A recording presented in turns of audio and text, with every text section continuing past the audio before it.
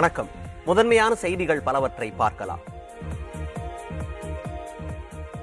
குடும்ப அரசியல் செய்யும் கட்சிகளால் தான் நாட்டில் ஊழல் நடைபெறுவதாக பிரதமர் நரேந்திர மோடி குற்றம் சாட்டியுள்ளார். தெலுங்கானா மாநிலம் வாரங்கலில் 6000 கோடி ரூபாய் மதிப்பிலான திட்டங்களுக்கு அடிக்கல் நாட்டும் நிகழ்ச்சியில் அவர் உரையாற்றினார். தெலுங்கானா புதிதாக பிறந்த மாநிலமாக இருந்தாலும் இந்திய வரலாற்றில் அதன் பங்களிப்பு மிக பெரியது என்று மோடி குறிப்பிட்டார். வாரிசு அரசியல், ஊழல் என பல்வேறு தவறுகளால் தெலுங்கானாவின் வளர்ச்சியை அம்மாநில முதல்வர் சந்திரசேகர ராவ் தடுப்பதாக குற்றம் சாட்டினார். வாரிசு அரசியல் இருந்தால் அதிகப்படியான ஊழல் இருக்கும் என்றும் பிரதமர் மோடி விமர்சித்தார். भाजपा का लक्ष्य यही है, तेलंगाना विकसित बने, तेलंगाना भारत को विकसित बनाए.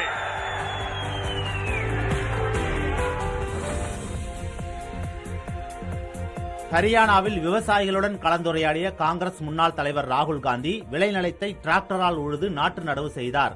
ஹரியானாவில் சுற்றுப்பயணம் செய்யும் அவர் பரோடா கிராமத்தில் விவசாயிகளை சந்தித்து உரையாடினார். அவர்களுடன் இணைந்து நாற்று நடுவது, விதைப்பது போன்ற பணிகளை செய்த ராகுல் டிராக்டரால் வயலை உழுதார். அண்மை காலமாக சாமானிய மக்களை சந்தித்து வரும் ராகுல் காந்தி அவர்களது பணிகளையும் செய்கிறார். அந்த வகையில் ஹரியானா விவசாயிகளுடன் ராகுல் காந்தி கலந்துரையாடி வேலை செய்த காட்சிகள் சமூக வலைதளங்களில் வைரலாகி வருகின்றன.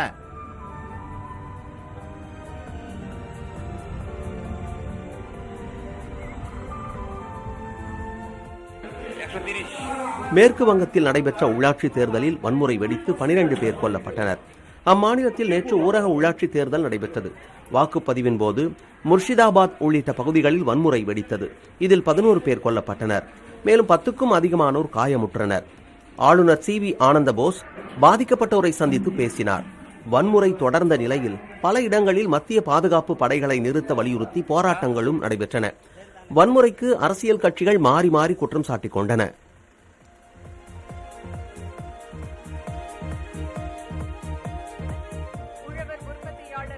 விவசாயிகள் விரோத போக்கை மத்திய பாரதிய ஜனதா கட்சி கடைபிடிப்பதாக முதலமைச்சர் ஸ்டாலின் விமர்சித்திருக்கிறார். சென்னை நந்தம்பாக்கத்தில் நடைபெற்று வரும் வேளாண் வணிக திருவிழாவை முதலமைச்சர் ஸ்டாலின் தொடக்கி வைத்தார். பின்னர் நிகழ்ச்சியில் பேசிய அவர், திமுக ஆட்சியில் வேளாண் துறைக்கு கூடுதல் முக்கியத்துவம் தரக்கூடிய வகையில் விவசாயத்திற்கென தனி நிதிநிலை அறிக்கை சட்டப்பேரவையில் தாக்கல் செய்யப்பட்டதாக தெரிவித்துள்ளார். வேளாண்மை என்பது வாழ்க்கையாக, பண்பாடாக இருந்தாலும் அது லாபம் தரும் தொழிலாக முழுமையாக இன்னும் மாறவே திமுக அரசு விரும்புவதாக குறிப்பிட்டுள்ளார். உழவர்களுக்கு எதிராக 3 வேளாண் சட்டங்களை கொண்டு வந்து அவர்களை மாதக்கணக்கில் தகிக்கும் வெயிலிலும் நடுங்கும் குளிரிலும் தலைநகரில் போராட வைத்தது ஒன்றிய பாஜக அரசு. பல நூறு பேர் உயிரிழந்த பின்னும் அவர்களின் உறுதி குறையாததை கண்ட பின்னர்தான் அவர்கள் பின்வாங்கினார்கள். இதுதான் உழவர் விரோத ஒன்றிய பாஜக அரசு. வேளாண் அறிவு என்பதை உழவர்கள் மட்டுமல்ல, அனைத்து மக்களும் பெற்றாக வேண்டும்.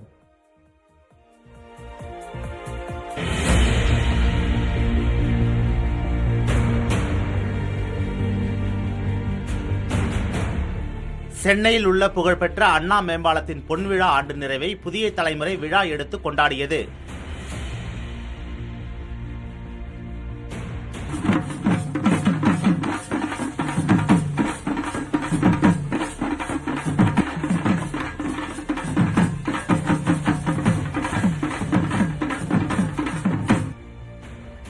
சென்னையின் மிக முக்கிய அடையாளங்களில் ஒன்றான அண்ணா மேம்பாலம் தமிழகத்தின் முதல் மேம்பாலமாகும்.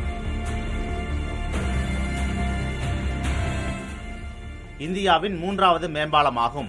50 ஆண்டுகளை நிறைவு செய்யும் அண்ணா மேம்பாலத்தின் சரித்திரத்தை புதிய தலைமுறை கொண்டாடியது.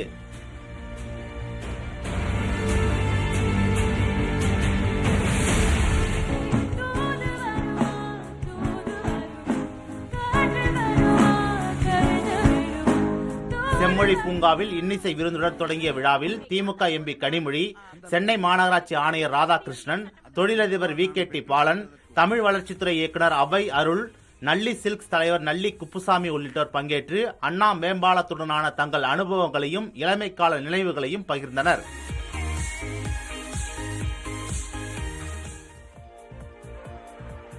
திருப்பதி திருப்பதி மலையில் இலவச தரிசனத்திற்கு 3 கிலோமீட்டர் தூரத்திற்கு பக்தர்கள் அணிவகுத்து நிற்பதுடன் 24 மணி நேரத்திற்கு பிறகே தரிசிக்க முடிகிறது. திருப்பதி ஏழுமலையான் கோயிலுக்கு தினசரி லட்சக்கணக்கான பக்தர்கள் வந்து செல்கின்றனர். அந்த வகையில் வார விடுமுறை தினங்களால் திருப்பதி மலைக்கு பக்தர்கள் வருகை வெகுவாக அதிகரித்து இலவச தரிசனத்திற்காக 3 கிலோமீட்டர் நீள வரிசையில் 24 மணி நேரம் பக்தர்கள் காத்திருக்கின்றனர். பக்தர்கள் வருகை அதிகரித்துள்ள காரணத்தால் திருப்பதி மலையில் உள்ள வைகுண்டம் காத்திருப்பு மண்டபங்களில் இருக்கும் அனைத்து அறைகளிலும் பக்தர்கள் நிரம்பி உள்ளனர்.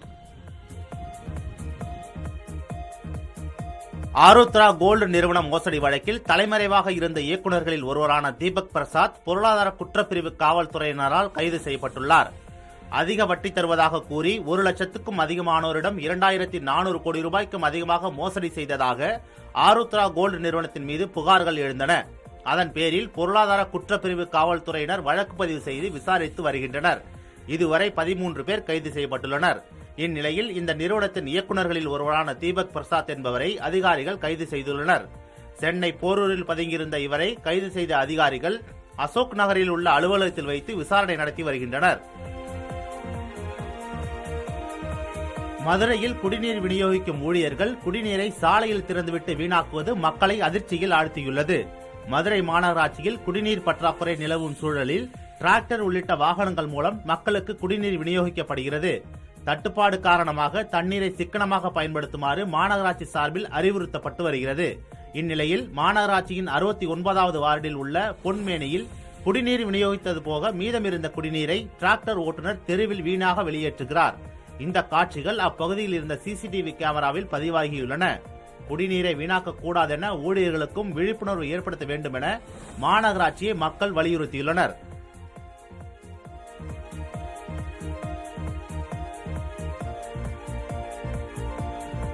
தேனி மாவட்டம் மேகமலையில் சாரல் மழை, பனிமூட்டம் என பருவமழை காணப்படுவதால் வாகன ஓட்டிகள் மிகவும் கவனத்துடன் பயணிக்குமாறு வனத்துறையினரும் காவல்துறையினரும் எச்சரித்துள்ளனர். தென்மேற்கு பருவமழை காரணமாக மேகமலை, மணலாறு, வெண்ணியாறு, இரவங்கலாறு, மகாராஜா மெட்டு உள்ளிட்ட பகுதிகளில் சாரல் மழை பொழிகிறது. மலைப்பாதையில் பனிமூட்டம் அதிகமாக இருப்பதால் முகப்பு விளக்குகளை எரியவிட்டபடியே வாகனங்கள் இயக்கப்படுகின்றன. எனவே மேகமலைக்கு வரும் சுற்றுலா பயணிகளும் பொதுமக்களும் எச்சரிக்கையுடன் மலைப்பாதையில் வாகனங்களை இயக்குமாறு வனத்துறை மற்றும் காவல்துறையினர் அறிவுறுத்தியுள்ளனர். கேரளாவில் பெய்த கனமழையால் தாழ்வான பகுதிகளில் நீர் தேங்கி நின்றது. சாலைகளில் நீர் பெருக்கெடுத்ததால் வாகன ஓட்டிகள் அவதி அடைந்தனர். கடந்த ஒரு வாரமாக மாநிலத்தில் பெய்து வரும் மழையின் காரணமாக 19 பேர் உயிரிழந்ததாகவும் 10,000த்திற்கும் அதிகமான மக்கள் முகாம்களில் தங்க வைக்கப்பட்டுள்ளதாகவும் மாநில பேரிடர் மேலாண்மை முகமை தெரிவித்துள்ளது. 1000த்திற்கும் அதிகமான வீடுகள் சேதமடைந்திருப்பதாகவும் அதிகாரிகள் தெரிவித்திருக்கிறார்கள். மழையின் தீவிரம் சற்றே குறைந்திருந்த போதிலும் இந்திய வானிலை ஆய்வு மையம் ஆலப்புழா, எர்ணாகுளம், மலப்புரம், கோழிக்கோடு உள்ளிட்ட 7 மாவட்டங்களுக்கு ஆரஞ்ச் எச்சரிக்கை விடுத்திருக்கிறது.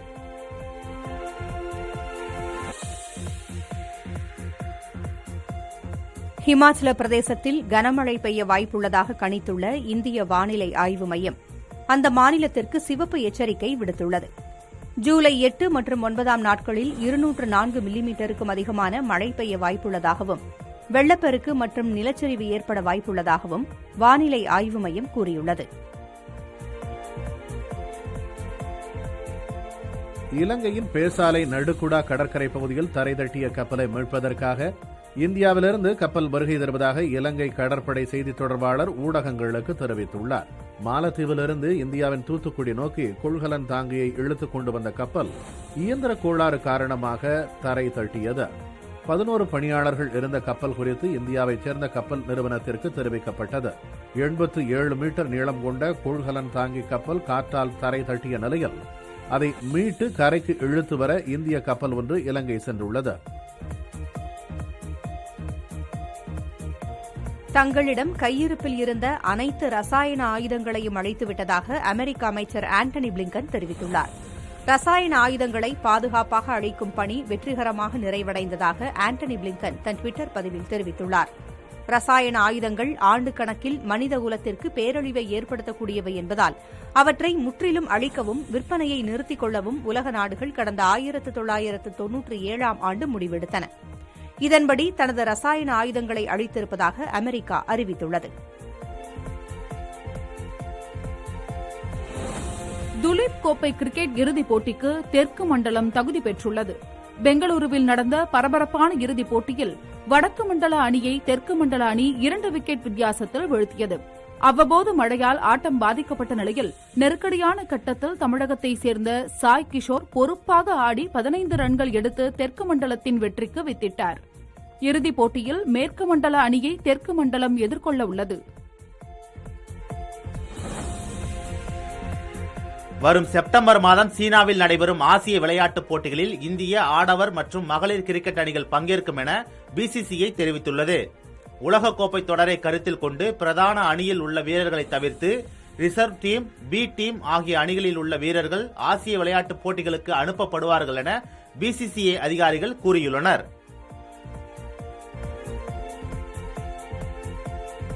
மலையாள திரையுலகின் இளம் நாயகன் டொவினோ தாமஸ் நடிக்கும் புதிய படத்தின் நாயகியாக த்ரிஷா நடிக்கிறார். இரட்டை இயக்குநர்களான அகில் பால், அனஸ்கான் இயக்கத்தில் டொவினோ தாமஸ் நடித்த ஃபாரன்சிக் திரைப்படம் பெரும் வெற்றி பெற்றது. இதே இரட்டை இயக்குநர்களுடன் ஐடென்டிட்டி என்ற புதிய படத்தில் மீண்டும் நடிக்கிறார் டொவினோ தாமஸ். இதில் நாயகியாக த்ரிஷா நடிக்கிறார். இதுபற்றி ட்வீட் செய்துள்ள டொவினோ தாமஸ், அற்புதமான படத்தில் இணைந்து பணியாற்றுவதற்கு ஆவலுடன் இருப்பதாகவும் அதிகமான சண்டை காட்சிகள் எடுக்க உள்ளதாகவும் பதிவிட்டுள்ளார். சலார் படத்தின் டீசர் வெளியாகி 100 மில்லியன் பார்வையாளர்களை கடந்திருக்கிறது. கேஜிஎஃப் திரைப்படத்தின் வெற்றியை தொடர்ந்து இயக்குனர் பிரசாந்த் நீல் அடுத்ததாக சலார் திரைப்படத்தை இயக்கி வருகிறார். இந்த படத்தில் பாகுபலி புகழ் பிரபாஸ் நடிக்க உள்ளதாக அறிவிப்பு வெளியானதிலிருந்து இந்த படத்தின் மீதான எதிர்பார்ப்பு அதிகரித்துள்ளது. இந்நிலையில் யூடியூபில் இப்படத்தின் டீசர் 100 மில்லியன் பார்வையாளர்களை கடந்திருப்பதாக படக்குழு போஸ்டர் ஒன்றை பகிர்ந்திருக்கிறார்கள். மேலும் இப்படத்தின் ட்ரெய்லர் ஆகஸ்ட் இறுதியில் வெளியாகும் என படக்குழு அறிவித்திருக்கிறது. கடந்த 10 ஆண்டுகளில் இந்தியா தொழில் உற்பத்தியில் பெரும் வளர்ச்சி கண்டுள்ளதாக ரயில்வே அமைச்சர் அஸ்வினி வைஷ்ணவ் தெரிவித்துள்ளார். சென்னையை அடுத்த காட்டாங்குளத்தூரில் உள்ள SRM institute of science and டெக்னாலஜியின் 19வது பட்டமளிப்பு விழா நடைபெற்றது. கல்லூரியின் நிறுவனர் வேந்தரும் பெரம்பலூர் எம்பியுமான பாரிவேந்தர் தலைமையில் நடைபெற்ற விழாவில் ரயில்வே அமைச்சர் அஸ்வினி வைஷ்ணவ் மாணாக்கருக்கு பட்டங்களை வழங்கினார். விழாவில் பேசிய அவர், சர்வதேச தரத்துக்கு நிகராக இந்தியாவில் ஏராளமான ரயில் பாதைகள், 6 வழி மற்றும் 8 வழி சாலைகள் அமைக்கப்பட்டுள்ளதாக கூறினார்.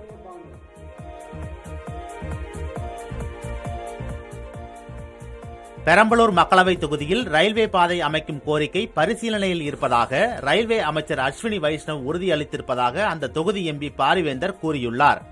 சென்னையை அடுத்த காட்டாங்குளத்தூரில் உள்ள SRM பல்கலைக்கழகத்தில் நடைபெற்ற பட்டமளிப்பு விழாவில் பேசும்போது அவர் இந்த தகவலை தெரிவித்தார். தங்கள் பகுதியில் ரயில் பாதை அமைய வேண்டும் என்று கடந்த 50 ஆண்டுகளாக காமராஜர் காலத்திலிருந்து பெரம்பலூர் தொகுதி மக்கள் இயங்கிக் கொண்டிருப்பதாக பாரிவேந்தர் குறிப்பிட்டார். களைப்படையா காரணத்தால் தான் ஓய்வு பெறவில்லை என்று தேசியவாத காங்கிரஸ் தலைவர் சரத்பவார் தெரிவித்துள்ளார். வயதாகிவிட்டதால் ஓய்வு பெற வேண்டும் என்று அஜித் பவார் கூறியிருந்த நிலையில் சரத்பவார் இந்த பதிலை கூறியுள்ளார். நெருப்பென கனன்று கொண்டிருப்பதாகவும் கட்சிக்கு எதிராக செயல்படும் அனைவரும் தகுதி நீக்கம் செய்யப்படுவர் என்றும் சரத்பவார் தெரிவித்துள்ளார். சுப்ரியா சுலேவுக்கு அனைத்து அதிகாரங்களும் வழங்கப்பட்டதாக பிரஃபுல் பட்டேல் கூறிய குற்றச்சாட்டு தொடர்பாகவும் சரத்பவார் பதிலளித்துள்ளார். கட்சித் தொண்டர்களின் விருப்பத்தின் பேரில் சுப்ரியா அரசியலுக்கு வந்ததாகவும் மக்களவைத் தேர்தலில் போட்டியிட்டு வெற்றி பெற்றதாகவும் அவர் குறிப்பிட்டுள்ளார். பிரஃபுல் பட்டேல் 10 ஆண்டுகள் மத்திய மந்திரி பதவியில் இருந்ததை சுட்டிக்காட்டிய சரத்பவார், அவர் தேர்தலில் தோற்ற பின்பு மாநிலங்களவை உறுப்பினர் பதவி வழங்கப்பட்டதாகவும் கூறினார். எல்லை தாண்டி மீன்பிடித்ததாக கூறி ராமேஸ்வரம் மீனவர்கள் 13 பேரை இலங்கை கடற்படையினர் கைது செய்துள்ளனர். நெடுந்தீவு அருகே மீன்பிடித்துக் கொண்டிருந்தபோது அங்கு சென்ற இலங்கை கடற்படையினர் 2 படகுகளுடன் 13 மீனவர்களையும் கைது செய்து கொண்டு சென்றுள்ளனர். காங்கேசன்துறை கடற்படை முகாமிற்கு அவர்களை இலங்கை கடற்படையினர் அழைத்துச் சென்றுள்ளனர். விசாரணைக்கு பின்னர் மீனவர்களை படகுடன் யாழ்ப்பாணம் மீன்வளத்துறை அதிகாரிகளிடம் ஒப்படைக்க உள்ளதாக தெரிகிறது. தமிழகத்தில் பதிவுத்துறை சேவை கட்டணங்கள் நாளை முதல் உயர்கின்றன. ரசீது ஆவணத்திற்கு பதிவு கட்டணம் 20 ரூபாயிலிருந்து 200 ரூபாயாக அதிகரிக்கப்பட்டுள்ளது. குடும்ப நபர்களுக்கு இடையிலான செட்டில்மெண்ட், பாகம் மற்றும் விடுதலை ஆவணங்களுக்கு அதிகபட்ச கட்டணம் 4000 ரூபாயிலிருந்து 10,000 ரூபாயாக உயர்த்தப்பட்டுள்ளது. அதிகபட்ச முத்திரை தீர்வை 25,000 ரூபாயிலிருந்து 40,000 ரூபாய் ஆக்கப்பட்டுள்ளது. தனிமனை பதிவிற்கான கட்டணம் 200 ரூபாயிலிருந்து 1000 ரூபாயாக உயர்த்தி நிர்ணயிக்கப்பட்டுள்ளது. குடும்ப உறுப்பினர்கள் அல்லாத பொது அதிகார ஆவணங்களுக்கு கட்டணம் தற்போது 10,000 ரூபாய் என உள்ள நிலையில் சொத்தின் சந்தை மதிப்பில் 1% என மாற்றி அமைக்கப்பட்டுள்ளது. திருவண்ணாமலை மாவட்டம் வந்தவாசி அருகே கீழ்நமண்டியில் நடைபெற்று வரும் அகழாய்வில் மிக பழமையான சுடுமண் ஈமப்பேழைகள் கண்டெடுக்கப்பட்டுள்ளன. அந்த பகுதியில் இதுவரை கிடைத்துள்ள 11 கல்வட்டங்களிலும் தலா 1 முதல் 3 ஈமப்பேழைகளும் சிவப்பு மற்றும் கருப்பு நிறமுள்ள பானைகளும் புதைத்து வைத்திருந்தது கண்டறியப்பட்டுள்ளன. இந்த ஈமப்பேழைகள் சுமார் 2500 ஆண்டுகளுக்கு முந்தையதாக இருக்கலாம் என்று ஆய்வாளர்கள் கருதுகின்றனர். ஈமப்பேழைகள் தலா சுமார் 3.5 அடி நீளமும் 2 அடி அகலமும் 1 அடி உயரமும் கொண்டவையாக உள்ளன. ரயில்களில் ஏசி இருக்கை வசதி மற்றும் சொகுசு வகுப்புகளுக்கான கட்டணம் 25% வரை குறைக்கப்பட்டிருப்பதாக ரயில்வே வாரியம் தெரிவித்துள்ளது. பயணிகளின் எண்ணிக்கை, பேருந்து கட்டணம் மற்றும் விமான கட்டணங்களோடு ஒப்பீட்டு அடிப்படையில் கட்டண குறைப்பு இருக்கும் என்றும் ரயில்வே வாரியம் விளக்கமளித்துள்ளது. அடிப்படை கட்டணத்தில் 25% வரை கட்டண குறைப்பு இருக்கும் என்றும் முன்பதிவு கட்டணங்கள், சூப்பர் ஃபாஸ்ட் கட்டணங்கள், வரிகள் உள்ளிட்டவற்றில் எந்த மாற்றமும் இருக்காது என்றும் ரயில்வே வாரிய அதிகாரிகள் தெரிவித்தனர். சொகுசு வகுப்புகள் பலவற்றில் 50%த்திற்கும் கீழ் பயணிகள் உள்ள நிலையில் அதற்கான வரவேற்பை அதிகரிக்க இம்முடிவு எடுக்கப்பட்டிருப்பதாக தெரிகிறது. நாகை மாவட்டம் அகஸ்தியம்பள்ளியிலிருந்து திருத்துறைப்பூண்டி வரை இயக்கப்படும் பயணிகள் ரயிலை வெளியூர்களுக்கும் இயக்க கோரிக்கை விடுக்கப்பட்டுள்ளது. அகஸ்தியன்பள்ளியிலிருந்து திருத்துறைப்பூண்டி வரையிலான ரயில் சேவை கடந்த ஏப்ரல் மாதம் தொடங்கப்பட்டு வாரத்தில் 5 நாட்கள் இயக்கப்பட்டு வருகிறது. இந்த ரயில் சேவையை வாரத்தில் 7 நாட்களாக நீட்டிக்க வேண்டும், சென்னை, திருச்சி போன்ற வெளியூர்களுக்கு செல்லக்கூடிய வகையில் சேவை வழங்க வேண்டும் என்று ரயில் பயணிகள் நிர்வாகத்திற்கு கோரிக்கை விடுத்துள்ளனர். திருப்பூர் மாவட்டம் பல்லடம் அருகே வீட்டில் வளர்க்கப்பட்டு வந்த நாய்கள் உள்ளிட்ட 50க்கும் அதிகமான நாய்கள் விஷம் வைத்துக் கொல்லப்பட்டதாக காவல்துறையில் புகார் அளிக்கப்பட்டுள்ளது. கரைப்புதூர் ஊராட்சியில் லட்சுமி நகர், வஉசி நகர் பகுதிகளில் நாய்கள் அடுத்தடுத்து சுருண்டு விழுந்து உயிரிழந்தன. உணவக உரிமையாளர் ஒருவர்தான் கோழி இறைச்சியில் விஷம் வைத்து அப்பகுதி முழுவதும் வீசியதாக குற்றச்சாட்டு எழுந்துள்ளது. தாம் வளர்க்கும் ஆடுகளை நாய்கள் தொந்தரவு செய்வதால் இவ்வாறு செய்ததாக பொதுமக்கள் குற்றம் சாட்டுகின்றனர். திருச்சி மாவட்டம் லால்குடி டிஎஸ்பி அலுவலகத்தில் நடிகை நயன்தாராவின் கணவர் விக்னேஷ் சிவன் மீது அவரது சித்தப்பா குஞ்சிதபாதம் புகார் அளித்துள்ளார். லால்குடியைச் சேர்ந்த இயக்குநர் விக்னேஷ் சிவனின் தந்தை சிவக்கொழுந்து, இவரின் சகோதரர்கள் லால்குடி மற்றும் கோயம்புத்தூரில் வசித்து வருகின்றனர். இந்த நிலையில் லால்குடி காவல்துறை துணை கண்காணிப்பாளர் அலுவலகத்தில் விக்னேஷ் சிவனின் சித்தப்பா குஞ்சிதபாதம் மற்றும் பெரியப்பா மாணிக்கம் ஆகியோர் புகார் அளித்தனர்.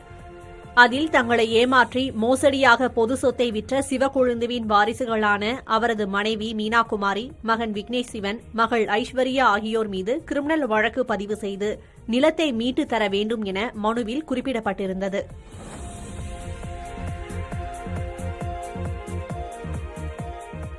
இஸ்ரேல் நாட்டின் தலைநகரில் நெடுஞ்சாலையில் பொதுமக்கள் திடீர் சாலை மறியலில் ஈடுபட்டதால் பெரும் பதற்றம் ஏற்பட்டது. பிரதமர் பெஞ்சமின் நெத்தன்யாகு தலைமையிலான அரசு நீதித்துறையின் அதிகாரங்களை குறைக்கும் வகையிலான சட்ட திருத்தங்களை செய்திருக்கிறது. இதற்கு எதிர்ப்பு தெரிவித்து நாடு முழுவதும் பொதுமக்கள் போராட்டங்களில் இறங்கினர். இந்நிலையில் தலைநகர் டெல் அவிவ் பகுதியில் சாலைகளில் இறங்கி பொதுமக்கள் போராட்டத்தில் ஈடுபட்டனர்.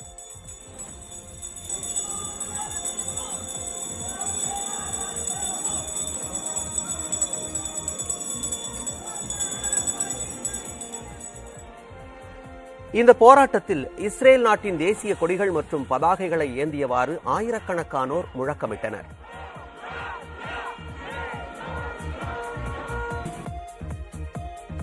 இந்தியாவில் நடைபெறும் உலகக்கோப்பை கிரிக்கெட் போட்டிகளில் தங்கள் அணி பங்கேற்பது குறித்து முடிவெடுக்க பாகிஸ்தான் பிரதமர் ஷபாஸ் ஷெரீப் குழு அமைத்துள்ளார். வெளியுறவுத்துறை அமைச்சர் பிலாவல் பூட்டோ தலைமையிலான குழுவில் விளையாட்டுத்துறை அமைச்சர் அக்சான் மசாரி, முன்னாள் தூதர் தாரிக் ஃபாத்மி உள்ளிட்டோர் உள்ளனர். பாதுகாப்பு சூழல், அரசியல் பிரச்சினைகள் உள்ளிட்ட அம்சங்களை அலசி ஆராய்ந்து இந்த குழு அளிக்கும் அறிக்கையின் அடிப்படையில் இந்தியாவிற்கு பாகிஸ்தான் அணி வருவது குறித்து முடிவெடுக்கப்படும் என்று கூறப்பட்டுள்ளது. ஒருநாள் உலகக்கோப்பை தொடர் வரும் அக்டோபர் மற்றும் நவம்பர் மாதங்களில் இந்தியாவில் நடைபெறவுள்ளது குறிப்பிடத்தக்கது. தேசிய மகளிர் கால்பந்து சாம்பியன்ஷிப் போட்டியில் வெற்றி பெற்ற வீராங்கனைகளுக்கு 60 லட்சம் ரூபாய் பரிசுத் தொகையாக வழங்கப்பட உள்ளது என்று அமைச்சர் உதயநிதி ஸ்டாலின் தெரிவித்துள்ளார். சென்னை ராயப்பேட்டை புதுக்கல்லூரி விளையாட்டு மைதானத்தில் மின்னொளி கால்பந்தாட்ட போட்டி இன்று தொடங்கியது. இந்த போட்டியை விளையாட்டு மேம்பாட்டுத்துறை அமைச்சர் உதயநிதி ஸ்டாலின் தொடக்கி வைத்தார். அந்த தொடக்க விழாவில் பேசிய அவர், முதலமைச்சர் கோப்பைக்கான இறுதிப் போட்டி சென்னையில் வரும் 25ஆம் தேதி நடைபெறவுள்ளதாகவும், அந்த நிகழ்வில் முதல்வர் கலந்து கொண்டு வெற்றி பெற்றவர்களுக்கு பரிசுத் தொகை வழங்குவார் என்றும் கூறினார். சென்னையில் உள்ள ரயில் பெட்டிகள் தயாரிப்பு தொழிற்சாலையில் ரயில்வே அமைச்சர் அஸ்வினி வைஷ்ணவ் ஆய்வு மேற்கொண்டார். புதிய வண்ணத்தில் தயாராகும் வந்தே பாரத் ரயில் தயாரிப்பு பணிகளை நேரில் பார்வையிட்ட அமைச்சர் அதிகாரிகளிடம் அது தொடர்பான விவரங்களையும் கேட்டறிந்தார். சென்னை கோபாலபுரம் கான்ட்ரான்ஸ்மித் சாலையில் தமிழ்நாடு நுகர்பொருள் வாணிபக் கழகத்தின் நவீனமயமாக்கப்பட்ட அமுதம் மக்கள் அங்காடியை விளையாட்டு மேம்பாட்டுத்துறை அமைச்சர் உதயநிதி ஸ்டாலின் திறந்து வைத்தார். உணவுப் பொருள் வழங்கல் துறை அமைச்சர் சக்கரபாணி, சென்னை மாநகராட்சி மேயர் பிரியா உள்ளிட்டோர் கலந்து கொண்டனர். நிகழ்ச்சியில் பேசிய உதயநிதி ஸ்டாலின், அமுதம் மக்கள் அங்காடி திட்டத்தை மற்ற மாவட்டங்களுக்கும் விரிவுபடுத்த அனைத்து முயற்சிகளையும் அரசு எடுத்து வருவதாக தெரிவித்தார். முயற்சியை தமிழ்நாடு முழுவதும் அடுத்தடுத்து வேற தொகுதிகளில் நம்முடைய அமைச்சர் அவர்கள் இந்த முயற்சியை எடுத்துக் கொண்டிருக்கிறார்கள். இந்த அமுதம் அங்காடியை திறப்பதற்கான முயற்சியை எடுத்துக் கொண்டிருக்கிறார்கள். பொதுமக்கள் இந்த அமுதம் ஷாப்பிங் காம்ப்ளெக்ஸ் இந்த வாங்கி அவங்க பயனடையணும்னு நான் கேட்டுக்கிறேன். மதுரையில் திறக்கப்பட உள்ள கலைஞர் நூலகத்துக்கு 4000க்கும் மேற்பட்ட புத்தகங்களை சென்னை உயர்நீதிமன்ற முன்னாள் நீதிபதி சந்துரு வழங்கியுள்ளார். 2222 தமிழ் புத்தகங்கள், 2492 ஆங்கில புத்தகங்கள் என மொத்தம் 4714 புத்தகங்களை முன்னாள் நீதிபதி சந்துரு வழங்கியுள்ளார். அவரது செயலுக்கு பல்வேறு தரப்பினரும் பாராட்டு தெரிவித்துள்ளனர். பொது சிவில் சட்டம் தேவையற்றது என சிறுபான்மையினர் நலத்துறை அமைச்சர் செஞ்சி மஸ்தான் தெரிவித்துள்ளார். சென்னை நந்தனத்தில் நடைபெற்ற மாவட்ட காஜுக்களுடனான கூட்டத்தில் பேசிய அமைச்சர் இந்த கருத்தை வெளிப்படுத்தினார். இந்திய அரசியலமைப்பு சட்டத்தில் பல்வேறு சட்டங்கள் இருக்கிறது. எல்லோரும் நாம் சட்டத்தை மதித்துதான் செயல்படுகிறோம். அந்த அடிப்படையில் இருப்பது போதும் என்ற எண்ணம்தான் எல்லோருக்கும். தேவையில்லாமல் புகுத்துவது அது அவசியம் அல்ல. யாருடைய மனதையும் புண்படுத்தாமல் இருப்பதுதான் எல்லோருக்கும் எல்லாமே கிடைக்க வேண்டும், எல்லா உரிமைகளும் பெற வேண்டும் என்பதுதான் நோக்கம். நடிகர் விஜய் தலைவர்களை பற்றி பேசினால் மட்டும் போதாது, அவர்களுடைய கொள்கைப்படி நடந்து கொள்ள வேண்டும் என அன்புமணி ராமதாஸ் தெரிவித்துள்ளார். வரும் நாடாளுமன்ற தேர்தலை எதிர்கொள்வது தொடர்பாக வியூகம் அமைக்க முதற்கட்டமாக விழுப்புரம், ஆரணி, காஞ்சிபுரம் ஆகிய 3 மாவட்ட பாமக நிர்வாகிகளுடன் அக்கட்சியின் தலைவர் அன்புமணி ராமதாஸ் சென்னையில் ஆலோசனையில் ஈடுபட்டார். முன்னதாக செய்தியாளர்களை சந்தித்த அவர், தமிழக அரசு மற்றும் ஆளுநர் உடனான இந்த மோதல் போக்கு தமிழகத்தின் வளர்ச்சியை பாதிக்கும் எனவும் தெரிவித்துள்ளார். தமிழகத்தில் உள்ள பள்ளி மாணவர்களின் உடல்நிலை குறித்த அடிப்படை தகவல்களை சேகரிக்க பள்ளிக் கல்வித்துறை திட்டமிட்டுள்ளது. ஒருங்கிணைந்த பள்ளி கல்வி மாநில திட்ட இயக்குநர் அனைத்து மாவட்ட முதன்மை கல்வி அலுவலர்களுக்கு வெளியிட்டிருக்கும் அறிக்கையில், அரசு மற்றும் அரசு உதவி பெறும் பள்ளிகளில் பயின்று வரும் மாணவர்களின் உடல்நலம் குறித்த தகவல்களை அந்தந்த பள்ளிகளில் சேகரிக்க வேண்டும் என்றும், மாணவர்களின் உயரம், எடை, அடிப்படை விவரங்கள் திரட்டப்பட வேண்டும் என்றும் தெரிவிக்கப்பட்டுள்ளது. பிறவி குறைபாடு, வளர்ச்சி குறைபாடு, இரத்த சோகை போன்றவை கண்டறியப்பட்டு உரிய சிகிச்சை கிடைப்பதை உறுதி செய்ய வேண்டும் என்றும் தெரிவிக்கப்பட்டுள்ளது. மேலும் மாணவர்களை ஆசிரியர்களும் மாணவிகளை ஆசிரியைகளும் பரிசோதனை நடத்த வேண்டும் என்றும், அந்த விவரங்களை அதற்கான செயலியில் ஆசிரியர்கள் பதிவேற்றம் செய்ய வேண்டும் என்றும், இதற்கு தேவையான உதவிகளை தலைமை ஆசிரியர்கள் மேற்கொள்ள வேண்டும் என்றும் தெரிவிக்கப்பட்டுள்ளது. சென்னையில் செல்போன் பறிப்பின் போது மின்சார ரயிலில் இருந்து தவறி விழுந்த இளம்பெண் சிகிச்சை பலனின்றி உயிரிழந்தார். கந்தன் சாவடியைச் சேர்ந்த பிரீத்தி இந்திரா நகரின் மின்சார ரயிலில் ஏறிய போது அவரது செல்போனை 2 பேர் பறிக்க முற்பட்டுள்ளனர்.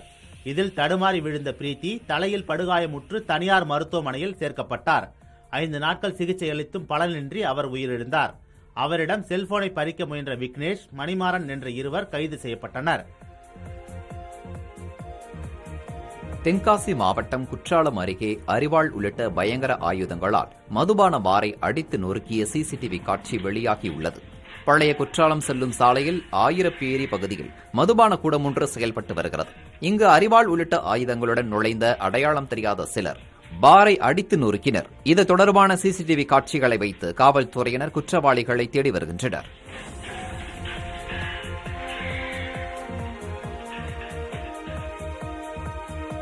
ரேட்டால் என்ற வணிக பெயரில் 3% மஞ்சள் பாஸ்பரஸ் எனும் ரசாயனத்தை வேளாண்மை மற்றும் இதர பயன்களுக்கு பயன்படுத்த மத்திய அரசு நிரந்தர தடை விதித்துள்ளது. ரேட்டால் பேஸ்டை எலிகளை கட்டுப்படுத்த வீடுகளில் மக்கள் பயன்படுத்துகின்றனர். இதனை குழந்தைகள் பிஸ்கெட், ஜெல்லி என கருதி உண்ணும் அபாயம் ஏற்படுகிறது. இதற்கு எதிர்வினை மருந்து இல்லாததால் மத்திய மாநில அரசுகள் இதன் தயாரிப்பு, விற்பனை மற்றும் பயன்படுத்துவதற்கு நிரந்தர தடை விதித்துள்ளன. எனவே மஞ்சள் பாஸ்பரஸ் என்ற எலி பேஸ்டை விற்பனை செய்வது தெரியவந்தால் பூச்சிக்கொல்லி மருந்து தடை சட்டம் 1958 படி கடும் நடவடிக்கை எடுக்கப்படும் என மதுரை மாவட்ட ஆட்சியர் சங்கீதா எச்சரிக்கை விடுத்துள்ளார். மயிலாடுதுறையில் உள்ள உணவகத்தில் வடையில் பல்லி இருந்தது தொடர்பாக உணவகத்துக்கு நோட்டீஸ் அனுப்பப்பட்டுள்ளது. வட்டார போக்குவரத்து அலுவலகம் எதிரே உள்ள உணவகத்தில் கர்ப்பிணி ஒருவர் வடையை சாப்பிட்டுள்ளார். அப்போது அதில் பல்லி ஒன்று வெந்து கருகி இருந்ததை பார்த்து அதிர்ச்சி அடைந்தார். உடல் நலம் பாதிக்கப்பட்ட அவர் சிகிச்சைக்கு பின் வீடு திரும்பினார். இந்த சம்பவம் தொடர்பாக விளக்கம் அளிக்குமாறு உணவகத்துக்கு உணவு பாதுகாப்புத்துறை அதிகாரிகள் நோட்டீஸ் அனுப்பியிருக்கின்றனர்.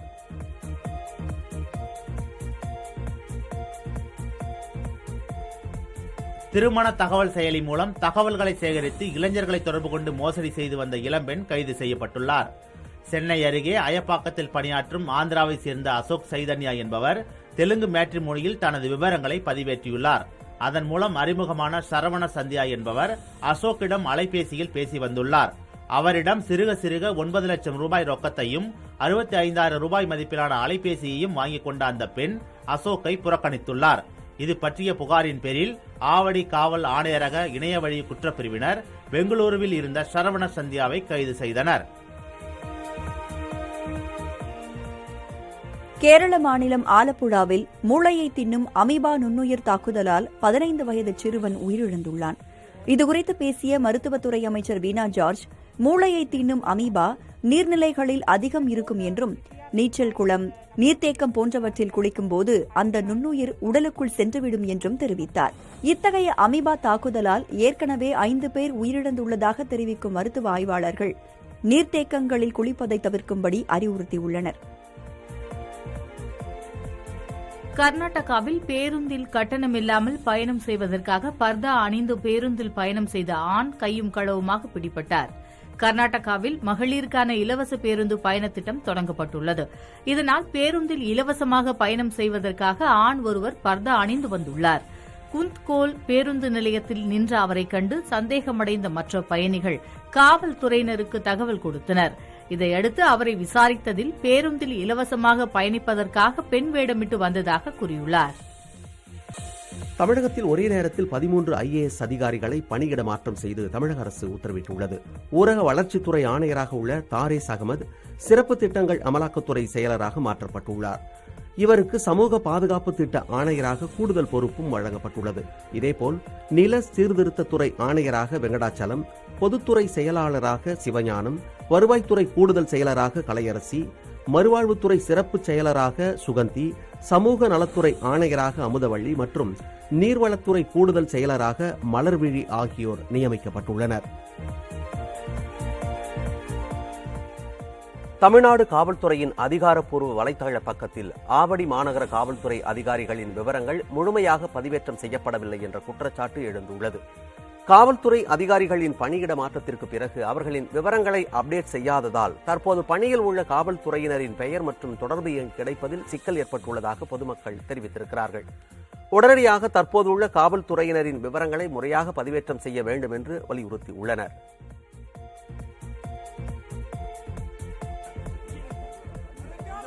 தூத்துக்குடி விமான நிலையத்தில் அதிமுக கட்சியினரிடையே வாக்குவாதம் ஏற்பட்டதால் சற்று பரபரப்பு நிலவியது. அதிமுக கழக பொதுச் செயலாளர் எடப்பாடி பழனிசாமி திருச்செந்தூரில் சுவாமி தரிசனம் மேற்கொள்வதற்காக வாகைக்குளம் விமான நிலையத்திற்கு வருகை தந்தார். அப்போது அதிமுக முன்னாள் அமைச்சர் கடம்பூர் ராஜு மற்றும் தெற்கு மாவட்ட செயலாளர் சண்முகநாதன் ஆகியோர் தலைமையில் கட்சியினர் விமான நிலைய வாயிலில் வரவேற்க காத்திருந்தனர். கோவில்பட்டியைச் சேர்ந்த சீனிராஜ் என்பவரின் கடையில் ஓபிஎஸ் உணவருந்தியதை காரணம் காட்டி இவர் கட்சியிலிருந்து நீக்கப்பட்டார். இந்நிலையில் எடப்பாடி பழனிசாமியை வரவேற்க சீனிராஜ் விமான நிலையத்திற்கு வந்தபோது அவரை கடம்பூர் ராஜு உள்ளே விடாமல் வாக்குவாதத்தில் ஈடுபட்டுள்ளார். இதையடுத்து காவல்துறையினர் சமாதானப்படுத்தி அனுப்பி வைத்தனர். இதைத் தொடர்ந்து திருச்செந்தூர் கோயிலுக்கு சென்று சுவாமி தரிசனம் செய்தனர். பால் அட்டைதாரர்கள் பாதிக்கப்படும் வகையில் திமுக அரசு செயல்படுவதாக முன்னாள் முதல்வர் ஓ பன்னீர்செல்வம் குற்றம் சாட்டியுள்ளார். இதுவரை பூத்தில் வழங்கப்பட்டு வந்த பால் அட்டை இனிமேல் ஆவின் அலுவலகங்களில் மட்டுமே அளிக்கப்படும் என தமிழக அரசு அறிவித்துள்ளது.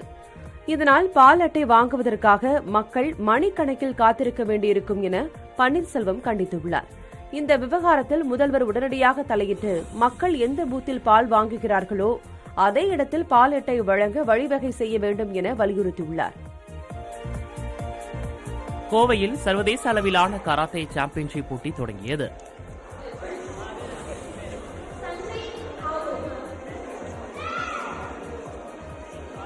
சரவணம்பட்டியில் உள்ள தனியார் பள்ளி வளாகத்தில் இந்த போட்டிகள் நடைபெற்று வருகின்றன. இதில் இந்தியா, இலங்கை மற்றும் இந்தோனேஷியாவைச் சேர்ந்த வீரர் வீராங்கனைகளும் பங்கேற்றுள்ளனர்.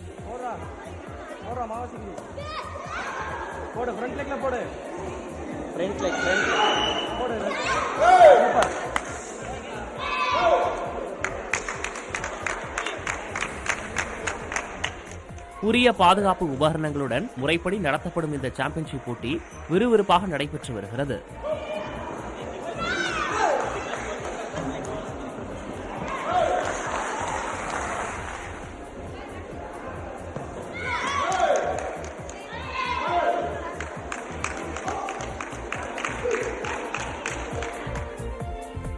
கேரள மாநில நீர்பிடிப்பு பகுதிகளில் பெய்து வரும் கனமழை காரணமாக முல்லைப்பெரியாறு அணையின் நீர்மட்டம் தொடர்ந்து அதிகரித்து வருகிறது. இடுக்கி, குமுளி, தேக்கடி ஆகிய நீர்பிடிப்பு பகுதிகளில் தொடர்ந்து 5வது நாளாக கனமழை பெய்து வருகிறது. இதனையடுத்து அணையின் நீர்மட்டம் 4 அடி உயர்ந்து 119 அடியாக உள்ளது. அணைக்கு நீர்வரத்து வினாடிக்கு 2348 கன அடியாக அதிகரித்துள்ளது. அணையின் நீர்மட்டம் தொடர்ந்து உயர்ந்து வருவதால் விவசாயிகள் மகிழ்ச்சி அடைந்திருக்கிறார்கள். டெல்லியில் கொட்டிய கனமழையின் காரணமாக சாலைகளில் நீர் பெருக்கெடுத்து ஓடியது. இதனால் வாகன ஓட்டிகள் பெரும் இடையூறை எதிர்கொண்டனர். நகரின் 56 இடங்களில் தேங்கி நிற்கும் நீரை வெளியேற்றும் பணிகள் தொடங்கியுள்ளதாக அதிகாரிகள் தெரிவித்துள்ளனர். 5 இடங்களில் மரங்கள் முறிந்து விழுந்ததால் போக்குவரத்து பாதிக்கப்பட்டதாகவும் டெல்லி போக்குவரத்து காவல்துறை தெரிவித்துள்ளது. காலை முதல் பெய்த கனமழையால் பல இடங்களில் போக்குவரத்து ஒளிரும் வழிகாட்டி குறியீடுகள் செயல்படாமல் போனதாலும் சாலையில் ஏற்பட்ட திடீர் பள்ளங்களாலும் வாகன ஓட்டிகள் கடும் இடையூறை எதிர்கொண்டதாகவும் காவல்துறையினர் தெரிவித்துள்ளனர். செங்கல்பட்டு மாவட்டம் திருக்கழுக்குன்றம் மற்றும் சுற்றுவட்டார பகுதிகளில் கனமழை பெய்தது.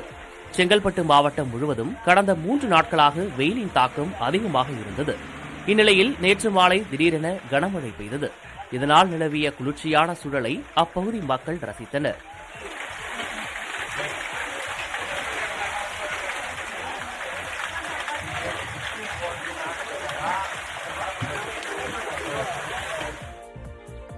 குடிநீர் வழங்கும் திட்டத்தின் கீழ் அமைக்கப்பட்ட பித்தளை குடிநீர் குழாயை 80க்கும் மேற்பட்ட இடங்களில் மர்ம நபர்கள் திருடிச் சென்றனர். இதனால் குடிநீர் வீணாக்கிய நிலையில் பொதுமக்கள் வேதனை தெரிவித்தனர். மத்திய அரசின் ஜல்ஜீவன் மிஷன் திட்டத்தின் கீழ் கடலூர் கோடாங்குடி கிராமத்தில் 500க்கும் மேற்பட்ட இடங்களில் குடிநீர் விநியோகம் செய்யப்பட்டு வந்தது. இந்நிலையில் நள்ளிரவில் பித்தளை குழாயை மர்ம நபர்கள் திருடிச் சென்றனர். கோவை மாவட்டம் சூலூரில் அரசு மதுக்கடையின் பூட்டை உடைத்து மது அருந்திய சிலர் அங்கிருந்த உயர் ரக மது பாட்டில்கள் மற்றும் சிசிடிவி கேமராக்களை திருடிச் சென்றனர். செஞ்சேரி பிரிவுக்கு அருகே உள்ள டாஸ்மாக் கடையின் ஷட்டர் கல் மற்றும் கம்பியால் உடைக்கப்பட்டுள்ளது. கடைக்குள் நுழைந்த மர்ம நபர்கள் கண்காணிப்பு கேமராக்களின் பதிவுகள் அடங்கிய ஹார்ட் டிஸ்கையும் திருடிச் சென்றுள்ளனர். கடைக்குள் நுழைவதற்கு முன்பு அங்கிருந்த 2 நாய்களை அவர்கள் மயக்கமடைய செய்துள்ளனர். ஏற்கனவே சூலூர் பகுதியில் இதற்கு முன்னதாக 2 மதுக்கடைகளில் கொள்ளைச் சம்பவங்கள் நடந்தது குறிப்பிடத்தக்கது.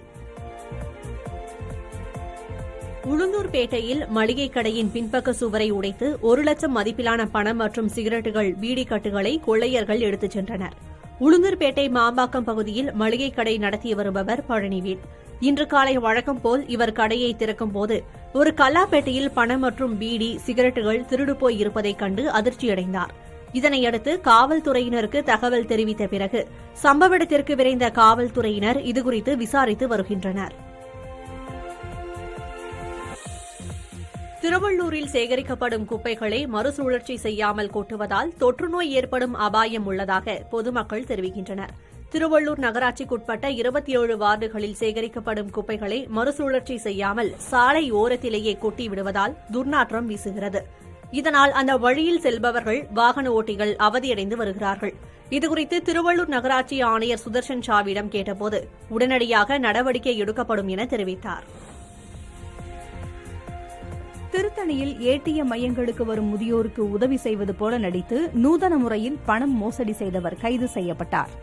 திருத்தணியில் ஏடிஎம் மையங்களில் இந்த பண மோசடி சம்பவங்கள் சமீப காலமாக அதிகரித்து வந்தது. இந்நிலையில் எஸ்பிஐ கிளை வளாகத்தில் நீண்ட நேரமாக இருந்த நபரை பார்த்து சந்தேகித்த வங்கி மேலாளர் காவல்துறையிடம் தகவல் தெரிவித்தார். இதையடுத்து அந்த நபரை காவல்துறையினர் விசாரித்ததில் அவர் மோசடியில் ஈடுபட்டு வந்தது தெரியவந்துள்ளது. அவரிடம் இருந்து 20 ஏடிஎம் கார்டுகளை பறிமுதல் செய்தனர்.